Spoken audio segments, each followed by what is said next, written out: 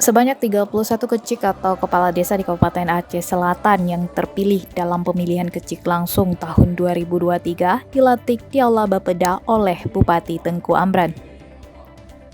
Dalam sambutannya, Tengku Amran berharap agar kecik yang baru dilantik kedepannya bisa memberikan sumbangsih pemikiran yang aktual dalam menjalankan roda pemerintahan dan pembangunan kampung yang manfaatnya dapat dirasakan oleh seluruh komponen masyarakat. Saat ini, Amran mengatakan pemerintah pusat sangat memperhatikan pembangunan kampung, diantaranya dengan memberikan alokasi dana desa yang relatif besar untuk dikelola oleh para kecik dengan sebaik mungkin agar dapat mewujudkan pembangunan dan kemakmuran kampung.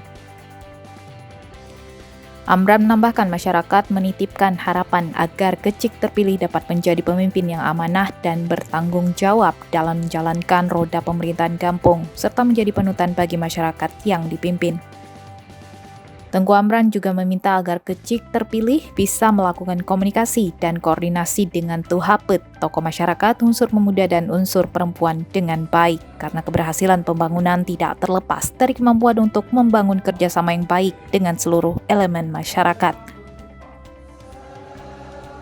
Acara pelantikan tersebut dihadiri unsur Forkopimda Aceh Selatan, para asisten staf ahli kepala SKPK, camat, ketua Tuhapet, imam mukim, para kecik yang baru dilantik, dan insan pers.